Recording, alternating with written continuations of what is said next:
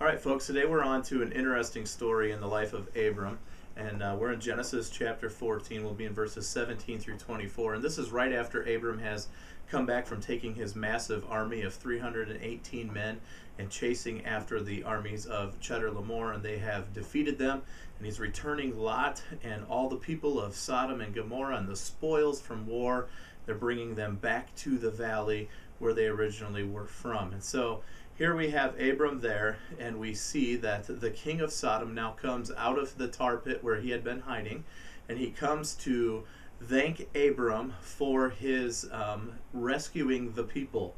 And as soon as he comes, instantly we're interrupted and told that another guest appears, and this guest is an interesting guy. His name is King Melchizedek, and what we know about King Melchizedek is not very much. What we know about King Melchizedek from this story is that we're told that he is a priest as well as a king.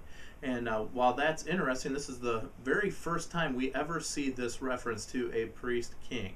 Now, we could really get into quite a discussion about who is Melchizedek. I mean, I have 5 pages of notes talking about who people think Melchizedek is. Some people think that he was a pre-incarnate Christ coming to speak to Abram. Others believe that he was an angel. But what we do know is this. He was the priest king from Salem, which is the other name for Jerusalem.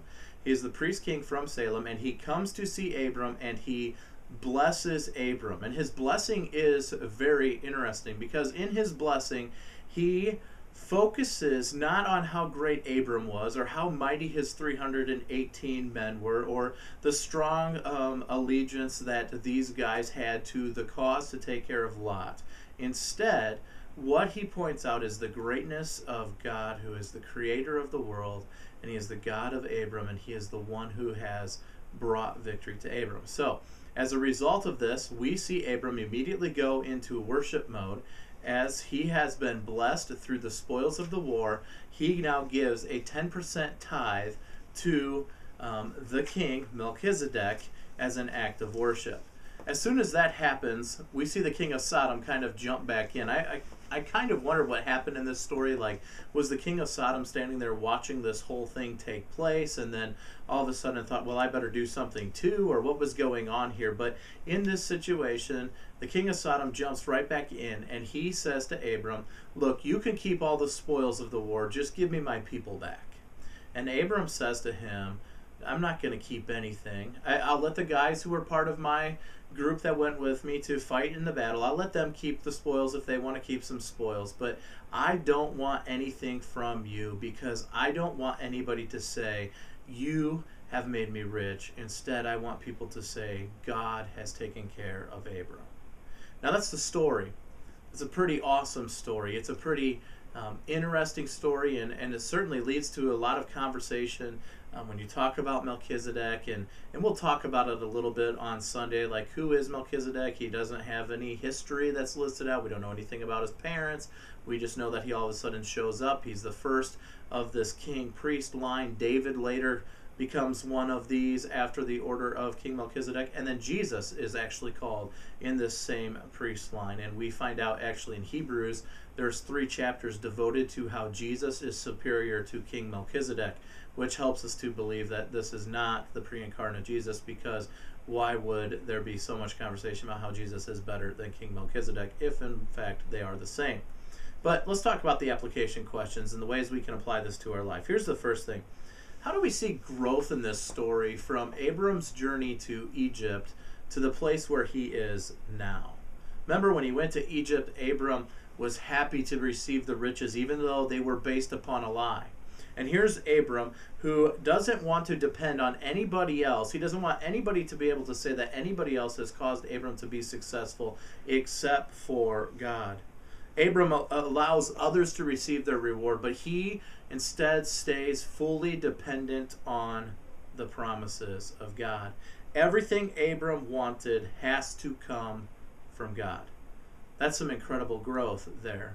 We saw Abram seeking his protection by lying, by giving up stuff, and then receiving rewards. But now here we see him staying firm on the promises of God. Why was it important for Abram to tithe to the priest, king, Melchizedek.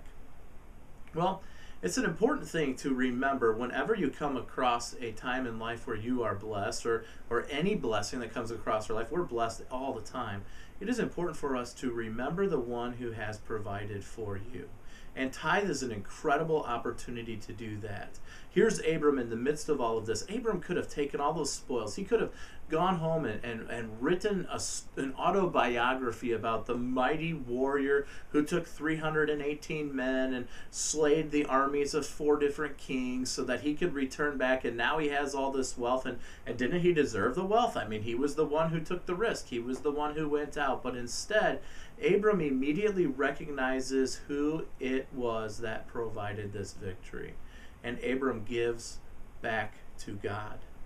That's an important thing for us to remember, to take from the first fruits of our blessings in life, to give it back to God, and to recognize who is the one who has provided for us. The last thought I want us to really think about is this. It would have been really easy for Abram to keep his reward. I mean, he's the one who won the battle.